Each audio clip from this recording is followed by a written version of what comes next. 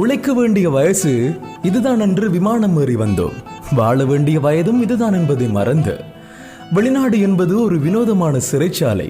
அதில் இருப்பவன் வெளியே வர துடிக்கிறான், வெளியே இருப்பவன் உள்ளே வர துடிக்கிறான். வெளிநாட்டில் சம்பாதிக்கும் குடும்பங்களே, ஆடம்பரத்தை குறைத்துக் கொள்ளுங்கள்.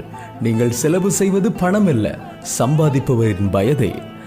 என்னை வளர்த்த பெற்றோரின் கடைசி காலத்திலும் இல்லாமல், நான் பெத்த பிள்ளைகள் வளரும் தருணத்தில் இல்லாமல் என்ன வாழ்க்கை இது?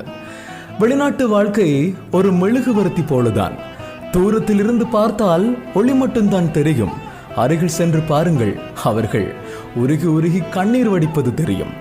ஓடி ஓடி உழைத்தாலும் கையும் காலும் விரைத்தாலும் அன்பாக பேச யாரும் இல்லை. காசு என்பது நிற்கவில்லை, கடன் தொல்லை தீரவில்லை, சொன்னாலும் யாரும் நம்பவில்லை. உழைக்க வேண்டிய வயசு என விமானம் ஏறி வந்து வாழ வேண்டிய வயதை தொலைத்து நிற்பதே இந்த வெளிநாட்டு வாழ்க்கை. உலகில் உள்ள வேதனைகளின் ஒட்டுமொத்த உருவம்தான் இந்த வெளிநாட்டு வாழ்க்கை.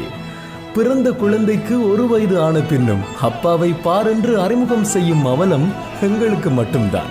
உனக்கென்ன விமான பயணம், வெளிநாட்டு ராஜ வாழ்க்கை என்று ஊருக்கு போனதும் உள்ளூர்வாசிகள் எங்களை பார்த்துவிடும் பெருமூச்சு வளைகுடா நாட்டின் அரபு நாட்டு வெப்பத்தை விட சற்று அதிகமாகவே சுடுகிறது. கல்யாணம் முடிந்த பிறகு வெளிநாடு போகும் தருணம் என் கருவை சுமக்கும் மனைவியையும் சேர்த்து என் நெஞ்சில் சுமந்து கொண்டுதான் விமானம் ஏறுகின்றேன். வறுமைக்காக அயல்நாடு சென்று பணத்தை சேமிப்பதும், விடுமுறைக்கு தாய்நாடு வந்து நினைவுகளை சேமிப்பதுமே வெளிநாட்டு வாழ்க்கை. உள்நாட்டில் அடுப்பு எரிய வெளிநாட்டில் விறகாய் எரியும் வாழ்க்கை இதுதான் வெளிநாட்டு வாழ்க்கை. விசாவிற்கு பணத்தை கட்டி, காதலுக்கு சமாதி கட்டி, இளமைக்கு பூட்டு போட்டு தொடர்கிறது வெளிநாட்டு பயணம்.